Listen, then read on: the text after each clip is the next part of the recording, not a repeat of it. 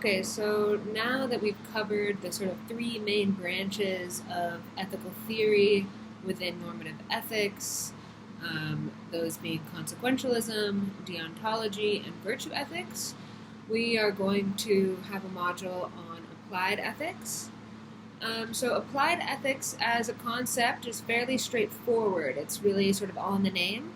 It's simply about applying ethical theories to real world issues. So, if we want to make this slightly more complicated or just employ some more technical terminology, we might say that it is the application of normative ethical theories to real world issues. So, if you recall from the intro video to this course, all of the theories that we've studied up to this point are normative ethical theories, meaning that they all have a claim about value in the world, what is valuable, and they all offer guidance for how we should behave as moral agents. They say what should we do? They offer these should statements. Okay, so in general, papers in applied ethics are going to include two sorts of claims at a minimum. One, they're going to include some sort of normative claim about what is valuable or what we should do. And two, they're going to make some claim about how the world is.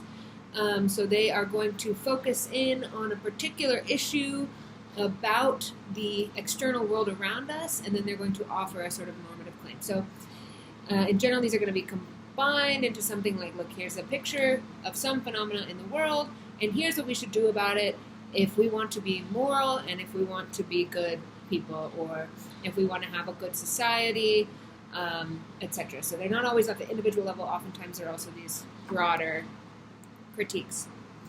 So many of the kind of paradigmatic cases or topics that you'll find discussed in applied ethics are topics like abortion, topics like euthanasia, whether humans should consume meat, many issues concerned with the environment and how we should deal with issues related to conservation, the treatment of animals, etc.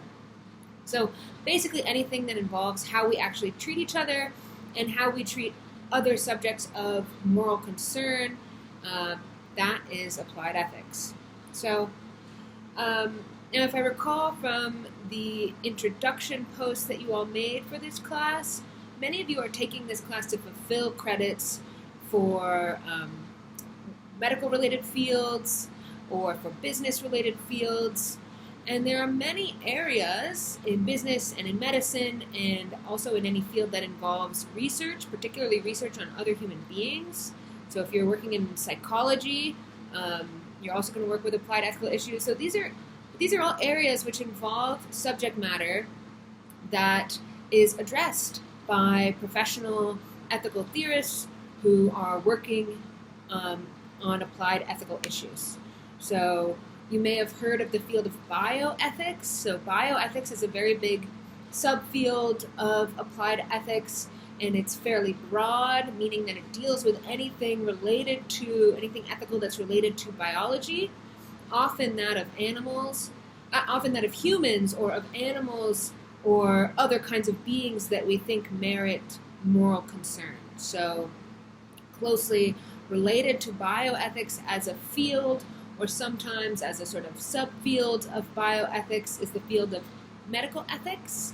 So these are questions about certain medical procedures, patients' rights, things related to autonomy insofar as it relates to medical treatment.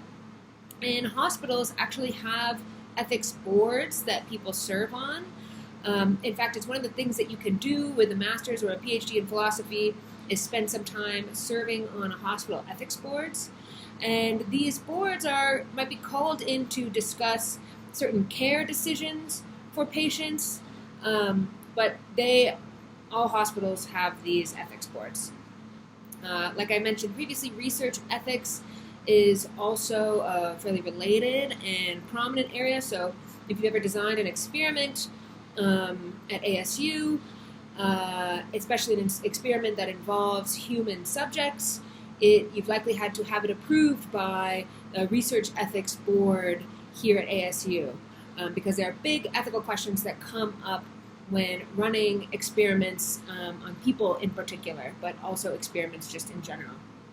So, like I said, environmental ethics is another large related area where we see applied ethical issues taking shape and having real consequences for how certain practices are understood. So for your final paper, which you will receive more instruction on soon, but you will be asked to write an applied ethics style paper in which you apply one of the theoretical frameworks that we've discussed in this class, and you make an argument for how a particular issue should be addressed. So as we're working with this module, it might be helpful to you to think about how the articles that we read are formatted, the sort of style of argumentation that they use. And for our section here on applied ethics, we are going to focus on the issue of mass incarceration. So it's a fact that relative to other relevantly similar countries, say other wealthy or industrialized nations, that the United States imprisons or incarcerates a much larger percentage of its population than other similarly situated nations. So the question that we are going to be addressing in this applied ethics module is that of mass incarceration.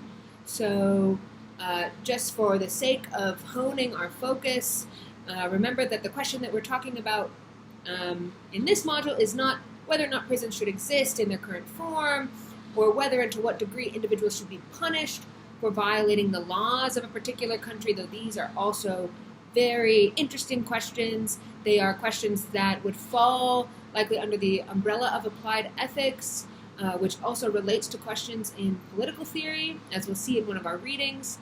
But just as always with philosophy, it's very, very important to be very specific about what you're talking about and sort of what, in ethics, what the stakes are of what you're talking about. So we're going to read two different articles. Both of these articles argue for a similar conclusion. They argue that mass incarceration is wrong, but they're very, very different in style, in format, and they offer very, very different reasons for making their case. So one of the reasons I wanted to do this is to highlight how you can apply really different styles of ethical reasoning and different normative or ethical frameworks to, even if you're going to reach something of a similar conclusion, because I want you all to think about the nuanced ways, so when you're writing your own paper, that you can nuance in very specific ways that I hope you will apply what we've learned in this class in your final paper. So I hope you all pay attention to some of those things. As always, if you have any questions about this module or what we're covering, please feel free to reach out to me via email.